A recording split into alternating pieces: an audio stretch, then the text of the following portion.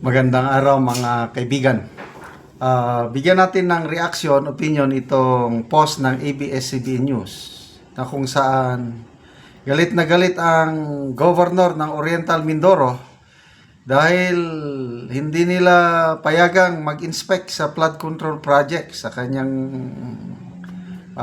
nasasakupan at grabe, ito hindi siya makapaniwala. 1 billion pesos ang pondo sa 1 kilometro na flood control project sa Nauhan, Oriental Mindoro. Na-assign ako sa lugar nito kaya kabisado ko ang mga lugar nito. So ito, basahin ko ang caption, then pakinggan natin ang gobernador. 1 billion per kilometer. Ito umano ang halaga ng mga umano'y substandard na flood control project sa Oriental Mindoro na karamihan ay gumuho ng manalasa ang habagat ayon kay Governor Bons Dolor. Nagbanta pa ang gobernador na ipapadeklara niyang persona non grata sa Oriental Mindoro ang DPWH dahil sa pagharang umano sa kanya sa dapat sanang gagawing pag-inspeksyon. Ito. Ipapadeklara ko kayong persona non grata sa probinsya ko. O yun. Saan kayo nakakita ng gobernador? Ayaw kong papasukin kung wala daw written permit ninyo. Ay, yung kasasabi lang ng kwarta kanina eh.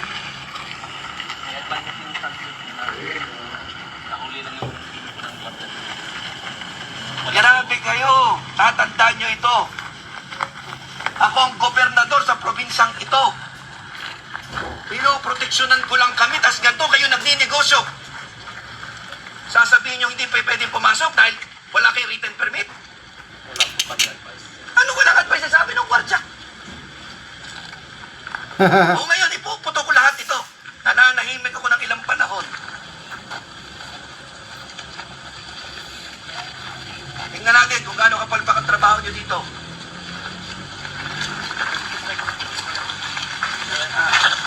Grabe yun, hindi payagang pasok. Mabuti na lang. Matapang ang gobernador. Closed. Closed under construction. Bakit? Pag under construction pa isang bagay, pinagbabawal na pumasok at bisitahin. Kaya nga may audit eh. Ngayon, ako nananawagan ito sa ating mga kinatawan. Wala namang project na hindi dadaan ng Kongreso. Yun. Nagpasaring na. Lahat ng project dumadaan ng Kongreso. Sa ating sanggunian, palaluwigan yan. Anong ibig sabihin niyo po, Governor, na dumadaan sa Kongreso? So, Lahat naman ng funds dumadaan sa kanila eh. Kapag na dumadaan sa kanila, public funds to. At kung public funds to, dapat ito yung open to public scrutiny. Yun. Okay. Tama po ba? Kung ito yung open for public scrutiny, ang DPWH ay under ng pamahalang nasyonal, ikastiguhin nila ngayon ito.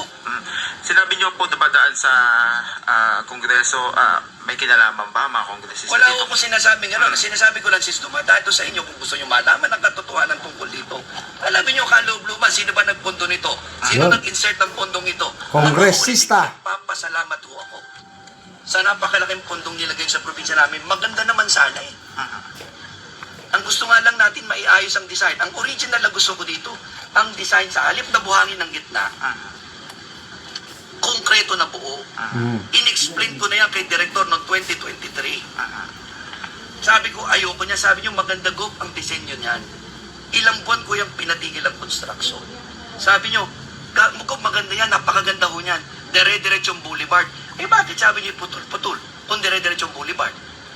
Ikalawa, bakit naman ang loob ng ginagawa ninyo napakanipis na konkreto? Uulitin ko, 1 billion per kilometer. Hindi ko may paliwanag sa akin yun personally. Alin yung Governor binabanggit niyo nung gumuho na noong 2024? 24. Bahagi na ho nito yun. Tama? Bahagi na nito. Sa Yun barangay mismo. Dito na mismo, sa Mulawin. Mulawin. Gumuho na yun ng 2024. Yan yung project ng 2023. Gumuho, July 18. Nireport na yan. Sinabi ko na yan kay Direktor. July 18. Ginawa. Tapos ganito na naman. Hindi ho ako nagkulang. 3 taon ko itong ibinibilin sa DPWH. Pagpasensya na direktor. Pero nasobrahan naman yata ngayon ang instruction dito. Akala ko nagtutulungan tayo para masolve ang problema. Hindi ko lang ho talaga matanggap na pagbabawalan akong pumasok na ang walang instruction ninyo. Sabi ng gwardiya dito sa construction network. Governor, sa 3 taon, 2023, 24 hanggang ngayon, magkano na yung nailang pondo dito sa... Grabe, oh. Pagbawalan nilang gobernador, mabuti lang, matapang ito. Reserve Lieutenant Colonel ito ng Army. Nasign ako, Vice Governor pa siya nung nasign ako sa Oriental Mindoro. Talagang matinong opisyal ito. May malasakit sa taong bayan. Salamat, Governor Bons Dolor. Basa tayo sa mga comments.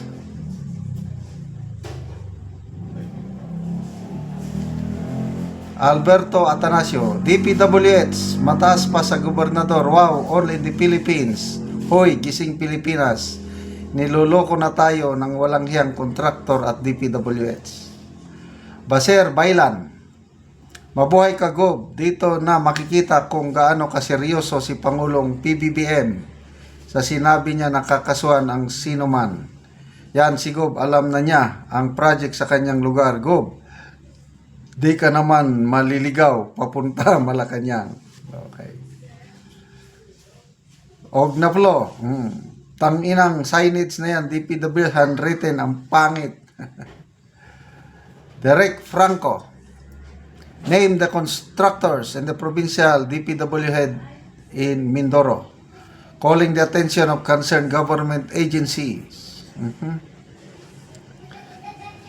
Tralalelo, tralala. Grabe, ganon kakurap ang PBBM admin. Raymond Datahan, yan ang gobernador dapat tularan sa lahat. God bless you. Richard Yares, sa sign na caution pa lang, alam mo na, corrupt ang budget. So, salamat at nabubulgar itong grabing korupsyon ng flood control. So ito, Oriental Mindoro, nung isang araw, Bulacan, the other day, Iloilo, Metro Manila. Sige, gaano ba kaseryoso ang Pangulo? Puros pa man lang briefing, wala pa namang start ng investigation. Mabuti na lang at ang Blue Ribbon Committee sa Senado magsisimula na sa Martes. Salamat mga kaibigan sa inyong pagsubaybay sa ating channel. Nakakatulong kayo ng malaki sa tribong Talandig ng Bukidnon dahil ang income natin sa channel na ito is pantulong sa tribo.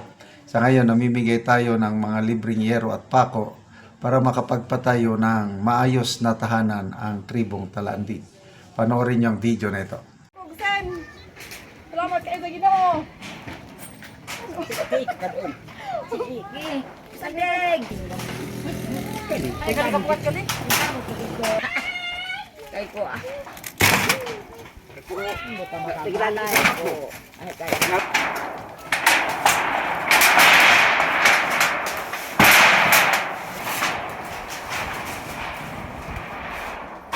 Na ganun na lang bigay kay ma. Wala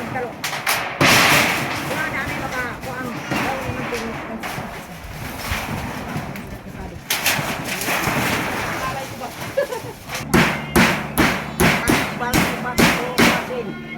Karon naman nagyod si ate sa pag atop kay gitabangan lang sa iyang papa kay iyaning kuan kay wala siya iba na karon, so siya ra ang nagtukod ang iyang papa.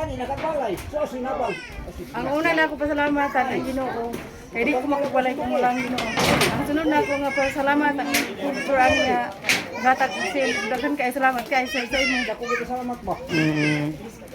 Lagi nakigpuyo lang dai kati sa imong mama. Mo gina dai nagpuyo ra gid ko, nagluon ra gid ko. O pila ka tuig nga nakigpuyo lang ka sa imong mama te? Dugay-dugay na gyud. O. So karon pa gyud ka nakabalay. Mo gyud dai. Pila na kabuk imong anak dete? Upat. Upat na. So na kay mga estudyante, Na ko grade 9 o grade 4. grade 9 o grade 4. So unsay panginubuhian nimo te? Ang akong bana driver lagi sa sikat. Ga-drive ra sa sikat imong bana. Oo, so wala siya karon so nagtabang lang imong papa sa imuha. Oo. So salamat kay te. Salamat sad. Salamat sad ang nagkuha ani nga sin. Oo. Dagan kay salamat sir. Salamat kayo.